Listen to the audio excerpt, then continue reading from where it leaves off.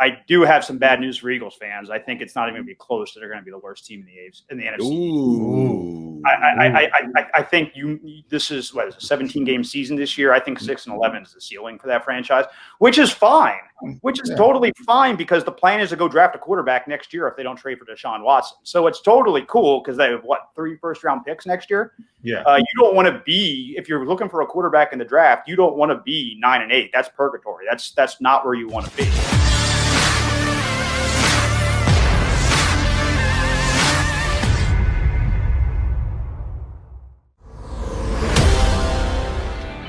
Appreciate you being part of Birds 365 on this now just 1 week till camp opens Tuesday affair with McMullen and McDonald.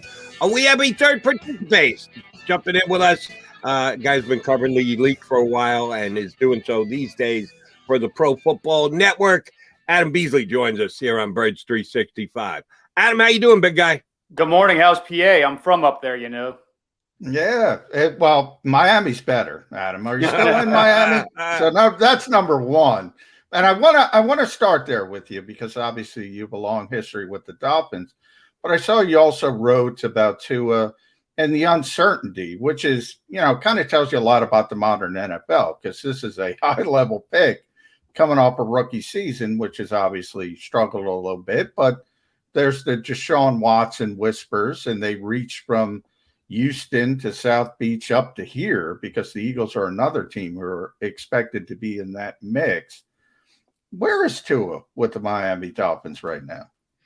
Better, but not arrived yet. And I think that's the biggest issue is that they are in year 3 of this rebuild now. And certainly it's been ahead of schedule. No one expected 5-11 the first year with one of the worst rosters in football. 10-6 was kind of like found gold last year, although that was mostly Ryan Fitzpatrick and Xavier Howard's doing, but they invested a top 5 pick in Tua, and you do that with the hope that he's not only a starter but a Hall of Famer, a multiple-time Pro Bowler, All-Pro. And the issue is we just have not seen any glimpses of that yet. We've seen glimpses of a guy that can be a pretty solid pro, that can certainly take care of the football and manage the game and put you in position to win. But as you guys know, in today's NFL, you need a quarterback in the fourth quarter that's going to go out and win the game for you. And there are a lot of questions his first year, whether or not he had the temperament to make those throws. He did at Alabama for some reason. The NFL was a stumbling block for him mentally. He just couldn't make those throws in clutch times as a rookie. He has to get past that. And the Dolphins, if they're going to go anywhere this year, assuming they don't trade for Watson, need him to do that for them. See, I love the fact that you went to for some reason. In other words, we don't really know yet why Tua threw the ball 2 yards at a time last year. I've had 3 or 4 or 5 different guests on to say, well, was it Tua? Was he just afraid to do it? Was he incapable of doing it? Was it the Dolphins coaching that didn't want to take the chance and put him out there and have him throw him picks so everything was safe?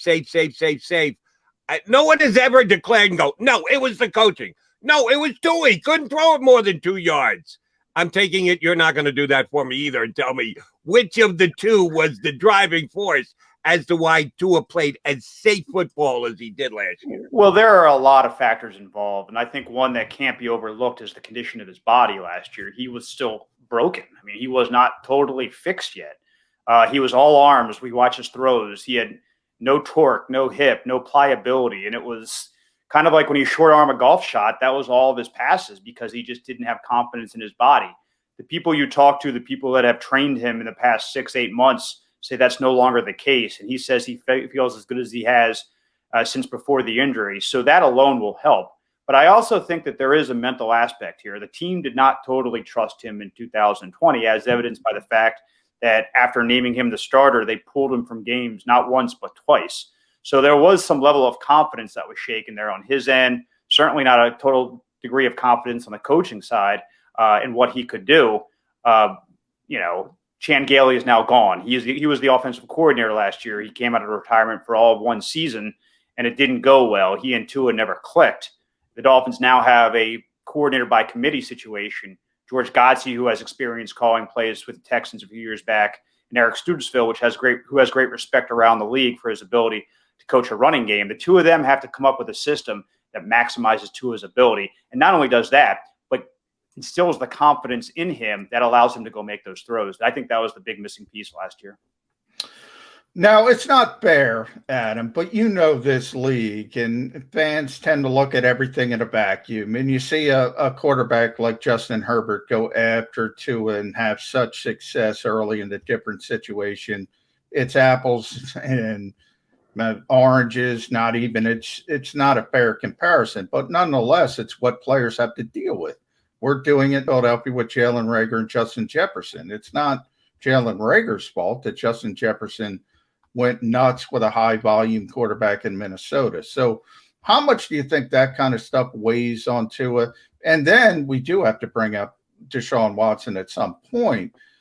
Obviously, there's uncertainty with Deshaun Watson. Nobody can move on Deshaun Watson right now. But the lingering doubts in Miami, it seems similar here to Philadelphia in that they won't stop. People keep talking about Deshaun Watson in Miami.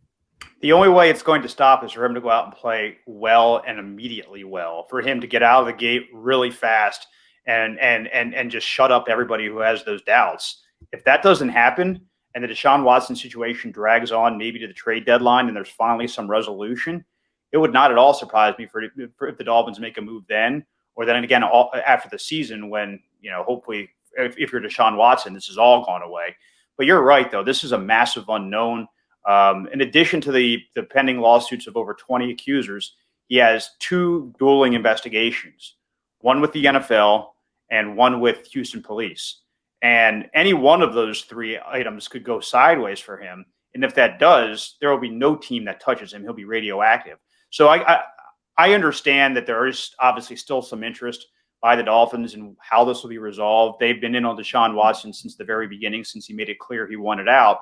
But I can't see them taking a risk. And to be honest, guys, from what I'm hearing, I think the league's not going to allow a team to make a risk.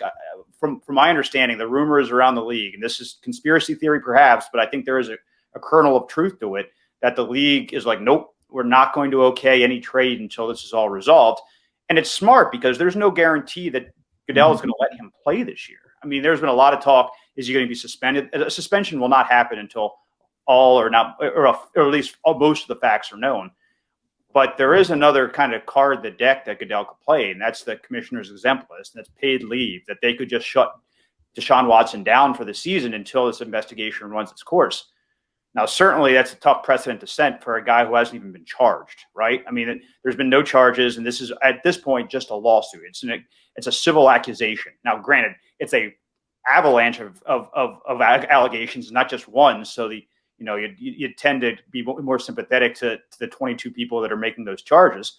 But regardless, for the commissioner to shut down one of the faces of the league, I mean, keep in mind, this isn't just some role player. This is one of the 5 best players in the National Football League. To shut him down for a year without a single criminal charge and with just a pending lawsuit, that would set a tough precedent as well. So I think in his heart of hearts, Goodell's probably hoping somebody does the dirty work for him. Either makes a criminal charge in the case of Houston, which would certainly shut Deshaun Watson down, give them reason to suspend him, give him reason to put him on the exempt list, or this lawsuit gets settled. But again, from running here, that's a long way off. That's not going to happen the next day or two. So it's a tough spot for the league. They do not obviously want to put a guy out there who might be a serial abuser, and that's what the accusations are. But they also there has to be some benefit of the doubt as well given to a player that, by and large, before this incident, has had a sterling reputation around the league. We really haven't seen anything like this, at least in my 10 years covering the NFL. Speaking of tough decision the league's got to make, it came to light within the last week to 10 days that Tom Brady won the Super Bowl this year with a torn MCL. And then we found out he had it sometime during the season. And no, he had it almost the entire season. Next week, we may find out he tore his MCL in 2nd grade, and he's been playing with it his entire time as the legend of Brady continues to grow. At the very least, there's going to be some action from the NFL because Brady never showed up on an injured list all year long. And if this report is accurate, and Brady hasn't commented on it, we got to wait for that. Their camp will also be opening up at some point. Brady's got to talk to the media, and that's the first question that's going to be asked. Not, hey, how about when you threw that trophy, Tom? No, when did you tear your MCL? the Bucks never put him on the injured list, and there are stipulations in place that you have to do that in the National Football League, and it seems like the Bucks just completely disregarded them. They're the Super Bowl champions. The NFL wants to put them front and center and have Tom Brady be a face of the league. But if they're going to need to punish him, how is Roger Goodell and the league going to handle that? Because it sounds like the Bucks just laughed off a pretty big requirement they were supposed to be dealing with last year. Yeah, I totally agree. If you're the NFL, you have to have this viewpoint. Either we have a policy or we don't.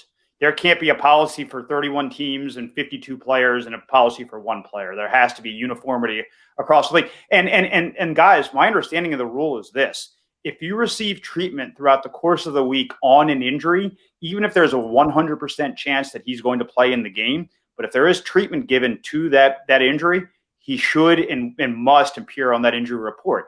I mean, again, I wasn't inside the training room in Tampa Bay, but I can't see a scenario in which a guy's playing with a torn MCL is not at the very least getting treatment. Now, again, he made every single start, right? He didn't miss a start. I don't even know if he missed any snaps, but regardless, that's what the policy is. And the policy exists for this reason. Obviously, competitive balance, right? And there has to be fairness in the league, that every team has to have this, be playing from the same playing field. And you know, you go back to his Patriot days and deflating footballs and spying on sidelines and things like that. Brady has benefited from a skirting of the rules at the very least. But I think it's a broader issue now because the league has embraced full with both arms, squeezed as tight as they can, gambling. And that's the biggest reason these injury reports exist, because there has to be you have to have belief in the integrity of the game, or else it's going to be a rigged system. And again, so I think the league will and must come down on the Buccaneers in some fashion. Of course, they're not going to take the Lombardi Trophy away, but I could see a loss of draft picks, a pretty stiff fine, because this just wasn't a 1 week mess up, guys. If the reports are true, and he was playing with a fully torn MCL for all 16 games of the regular season, and again, 4 games in the postseason, and never once was it reported, that is absolutely a punishable offense. Adam, I want to talk to you about another high-profile quarterback who has been the story probably in the NFL, and that's the complicated fella in Green Bay, Aaron Rodgers. We're getting closer and closer. It's gotten to the point where people in Green Bay are talking about a deep clean in his house being a positive sign. They're getting it ready for A-Rod to return. Anybody who's been around this league, Adam, you know, he's a headstrong guy. He seems to have decided he doesn't want to play in Green Bay. Does he have any other options? Sure. Either play in Green Bay or give back $22 million, which he could probably do, but I've yet to meet the person that wants to cut that check and give money back. Yeah, but have you met Aaron Rodgers? I mean, I have met him, but he is a different kind of guy, to your point. And he has, I would presume, he made some savvy business decisions over the course of his long career, and he's not going to have to worry about money. Plus, I hear he has a pretty rich fiance as well, so I don't think finances are going to be an issue in that household. I could totally see him retiring. I could totally see him if the Packers do not concede, if the Packers force him to play for them in 2021. Maybe he just hangs it up. I don't think it's the likely scenario, but I don't think you can dismiss it out of hand. He is a guy that is petty in a great way, because Michael Jordan was as petty as it comes, but he holds grudges. I mean, there's a friend in the national media I have who made some, I guess, not so flattering comments about him draft night, and this was 15 years ago or whatever. The dude remembered it a decade later. So slights are not going to go away, and he feels like he's been slighted and abused and mistreated by an organization that he's kept in the national limelight and probably helped double or triple their value in the last 15 years just by his greatness. So, yeah, no, I don't think it's the most likely outcome that Aaron Rodgers sits out 20 and 21. But if the Packers really dig in and he is adamant that he wants out, I don't think you can dismiss it out of hand. Let me ask you about, and it's a phrase that I don't like to use, but I got so used to using it last year, I can't get away from it, and it's still applicable this year. The NFC East. because that's what the division was when you don't have a team above 500, taking it down. While I know everyone has made moves, and most of them, at least on paper, look like they're improvements for the team, I still don't love the division. I don't know that there's a really good team in this division at all. That's the thing that Eagle fans are hanging their hopes on more than anything else is, hey, we're still in a bad division, so we really don't have to be great to have a decent season. Your off-season read on the NFC East, did one team improve more than the others? Did one take a step back more than the others? How do you see the NFC East? I'm going to have to come after you guys. I mean, you're just sleeping on Fitzmagic. That's what I said, Adam. You're joking, but I think he can play to at least a degree with that defense where I look at Washington and say it's the most complete team in the division. Oh, without question. No, and it's, of course, it's tongue in cheek, but I absolutely think he is good enough to lead them to a division crown this year. Certainly, we saw what all it took last year. And again, the Cowboys are going to be better because they're going to have Dak back, and we'll see what Danny Dimes does in New York. I do have some bad news for Eagles fans. I think it's not even going to be close. They're going to be the worst team in the NFC. Ooh. I think this is a 17-game season this year. I think 6-11 is the ceiling for that franchise, which is fine. Which is totally fine because the plan is to go draft a quarterback next year if they don't trade for Deshaun Watson. So it's totally cool because they have 3 first-round picks next year. Yeah. You don't want to be, if you're looking for a quarterback in the draft, you don't want to be 9-8. That's purgatory. That's not where you want to be. So, for the betterment of the long-term health of the franchise, 5-12, 6-11 won't be a terrible thing because they'll have assets. They can move up. They can do whatever they want. But yeah, no, if I were a betting man, I would say it's going to come down between the Redskins and the Cowboys. I got real concerns about Zeke, guys. I mean, I don't know. That contract could look an absolute like a complete joke in 2 years. Like they made one of the worst decisions that they could have, giving that kind of money to a running back. And he already looked like he lost some burst last year. We'll see if it's back this year. But no, I think it's the Washington football team, and I think it's the Dallas Cowboys, the two teams that are going to be battling out for the division championship. Before you came on, Adam, we had Mike Tenier from Football Outsiders, and he had mentioned, I didn't think about this before, but you had Ryan up close in Miami. You saw him for a little bit. When you have the Fitzmagic and everybody sees it, everybody gets hyped up with Ryan. Then you have the Fitztragic, and then he gets benched. We never see the guy if he can bounce back. I think he's finally going to get an opportunity. Obviously, it's late in his career, but let's see if he can bounce back from the Fitztragic, and maybe we can get some kind of competent level of quarterback play. And I think that would be enough in this division, as you point out. Yeah, I would largely agree. I think last year what happened to Ryan was unfair. And again, I understand why it happened, but they benched the dude after 6 games, and they had won 3 out of 4 at that point. And the offense was playing pretty good. And they went to a guy who was clearly not ready, and admittedly not ready at this point. I mean, he said he didn't know the playbook well enough last year. He's acknowledged that his body wasn't right. The Dolphins made a real concerted effort to get him snaps because they think it's going to help him this year, and they kind of sacrificed some of the present.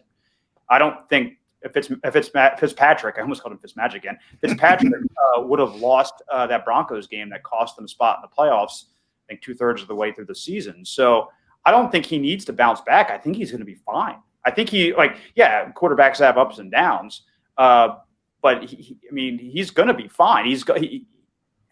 He jokes. He says this and people joke, but it's the truth. Like, he's playing better now than he ever has in his career. Now, again, I don't know the exact situation he's walking into in Washington. Last year he played for, as I mentioned, Chan Gailey, who was basically like a father figure to him. I mean, they were very, very close. Maybe he doesn't have that kind of rapport with the coaching staff in Washington. But regardless, he has the ability and he's got the gumption. I think that's the biggest thing, is that he has the guts to make throws. Like, you look up these next gen stats and, contested throws, the percentage, and he was like 1 or 2 in the league. Dolphins receivers weren't getting open last year. There wasn't a great deal of separation, and he was still lighting it up when he was on the field. Yes, he's going to have bad games, but I think he was top 8, if not top 5 in QBR last year. I mean, he had a good season in the time he was on the field.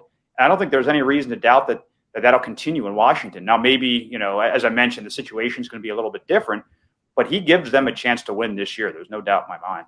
All right. Since you went there, I'm going to ask you to follow up about the Eagles and them being the last place team in the NFC East. You might be right. But they're going to go in another direction at quarterback if Jalen Hurts isn't good enough to get him 6 or 7 wins. Who's that guy in college football that they're looking to get their hands on? Last year was really easy. Trevor Lawrence, he's a standout. Everybody and the Jets screwed up by winning games late that they didn't get him. I follow college football pretty closely, and that's one of the things I always keep an eye on, the next crop of quarterbacks coming out. I'm not wowed by any of them. Sam Howell looked pretty good last year for Carolina, but again, he's not Trevor Lawrence. Who's that guy that they're going to be in position to put a package together and be able to get their hands on and get their next franchise quarterback if you've got a grasp on this year's quarterback class? Yeah, I mean, it's very, very early, guys. And my expertise is the NFL. Certainly the draft is a big part of it, but we're early in this process. I don't think a single soul 2 years ago would have said Joey Burrow was going to be that guy. So there's a lot of football to be played. You mentioned Sam Howell, Spencer Rattler, Oklahoma. Maybe he's that guy. I mean, every single year there are quarterbacks that emerge. Now, some of them get overdrafted, and I think a couple did this past, April. I think there are going to be some that teams reach for. But there will be 1 or 2 quarterbacks that come out of the 2022 draft that are difference makers for their team. It's incumbent on the Eagles to find that guy. And again, I think it's unfair to Hurts that we're totally writing him off. But look, you don't pick up 3 first-round picks in a draft without signaling to the world that you're interested in getting a quarterback in that draft. So Hurts has a Herculean task ahead of him to keep that job for the long term. But I'm not worried that a quarterback will not emerge for the Eagles in the 2022 draft. It happens every single year. We just have to see how it plays out. Yeah, you're right, Adam. You bring up Joe Burrow. This year would have been Zach Wilson. Somebody always sort of develops and comes out of the woodwork. I do want to ask you about this league as a whole with young quarterbacks. And we've seen it with the Jets. They draft Sam Darnold, top 5 player. A couple of years later, they're drafting a top 5 quarterback. They're moving them. We're talking about Tua in Miami in this conversation. They're already thinking about, if Deshaun Watson and all blah, blah, blah. Here with the Eagles, Jalen Hurts has got one chance to prove himself as a developmental quarterback. And as you mentioned, they've signaled to the world he's not going to be the long-term quarterback. Bottom line. Do you think this league is too quick with young quarterbacks? There is a developmental phase, and it seems like guys are willing to pull the plug earlier and earlier and earlier. Is that fair? No, it's not fair, but it's the reality. And here's why it's a reality. First of all, coaches have very short shelf lives, so they don't want to hitch their wagon to a guy that they think is going to get him fired. Right. I mean, that's what happened in Miami. 2 different coaches got fired because of Ryan Tannehill. And now he's gone on to have an excellent post-Dolphins career. But regardless, the Dolphins waited way too long to move on from him. But also, these guys have been passing since they were 9 years old. And these passing camps they go to in high school, they're elite. I mean, it's called elite, but it's legit. I mean, the skills that they acquire at a very young age allows these quarterbacks to have success at an early age in the NFL. And you kind of know pretty quickly whether a guy has it or he doesn't. These coaches see thousands upon thousands upon thousands of practice reps.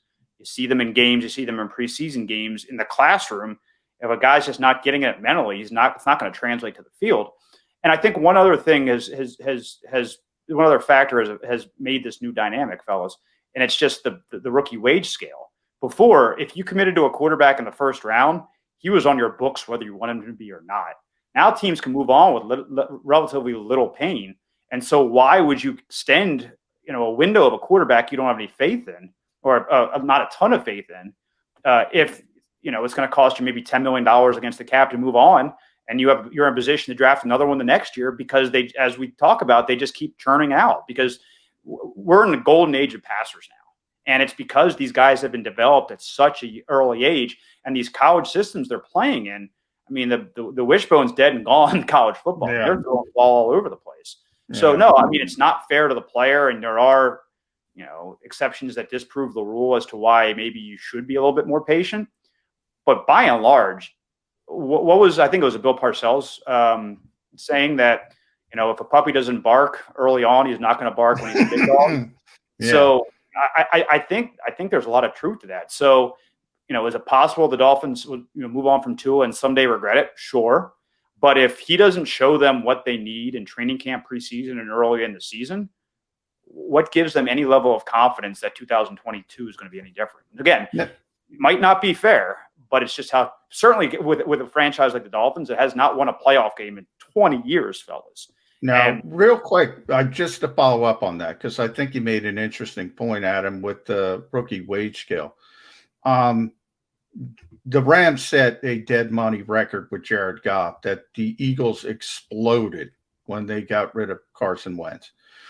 So they were on their second contracts. I look at a guy like Kirk Cousins in Minnesota, who to me is a good quarterback, but you're probably not going to get to your ultimate goals with Kirk Cousins, but you got to pay him $30 million a year because he puts up the numbers.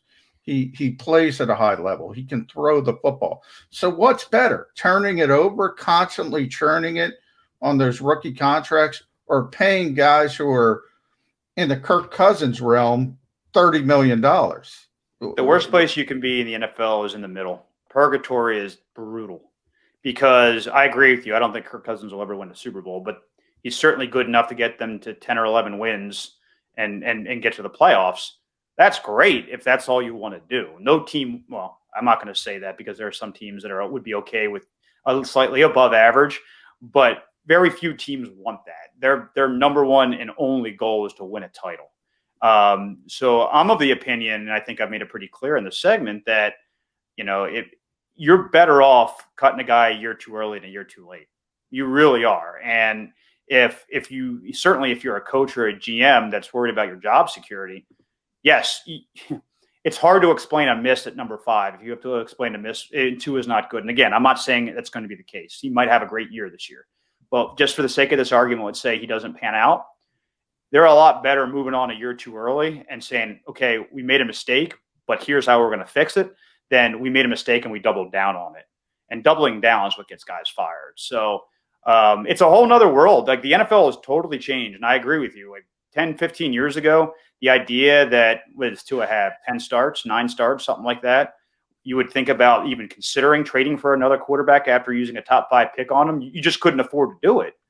But because of how the finances of the NFL work, and certainly how short of a window teams have, coaches have, and GMs have to win, it wouldn't surprise me at all if the Dolphins make a move. Adam, last thing for me. I'm going to tap into your NFL rumors sessions that you're getting when you talk to your guys around the league.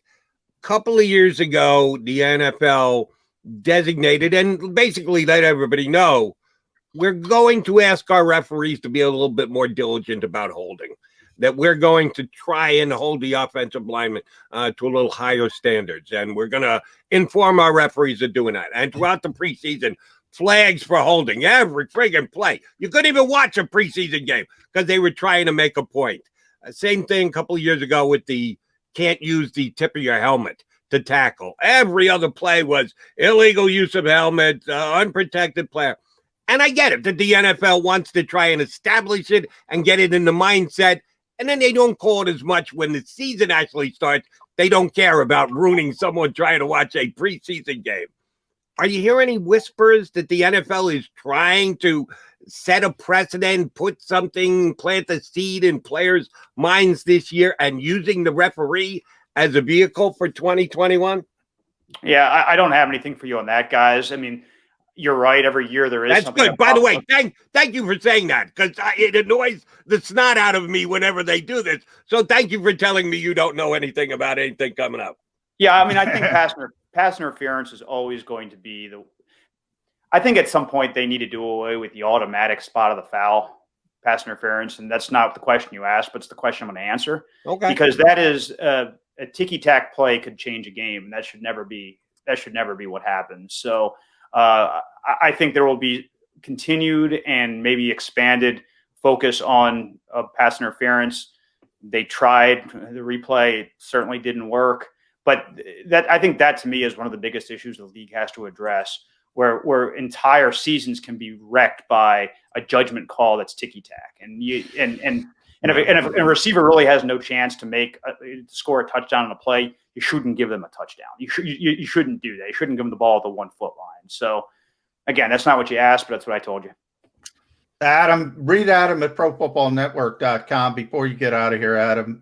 Everybody knows Kansas City, Tampa Bay, Buffalo, the contenders. Give me one surprise team you might think might jump. Surprise! I mean, the Chargers. I mean, they got a defensive-minded coach now with one of the best young quarterbacks in the league. He had the best statistical season. It feels like we say the Chargers every year and they never work, but I think something's different's going on there. So in the AFC, I'll say the Chargers. NFC's tough because the NFC stinks, right? I mean, tell me 5 good teams in that conference, and you might be stretching for the 5th. So we'll see how it pans out. We have no idea who the quarterback's going to be in Green Bay at this point. Detroit's no good. Maybe Justin Fields does something with Chicago, but certainly that's a franchise that needs to win and win now. So I could see them playing him early, and if he has success, maybe that's a team that comes out and surprises some people.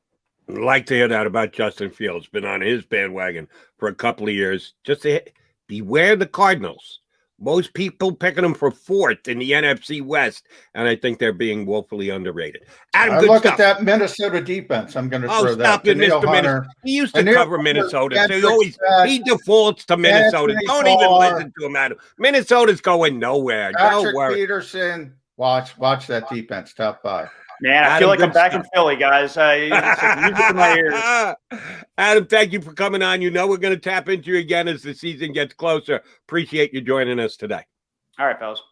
Adam Beasley here with us on Birds 365.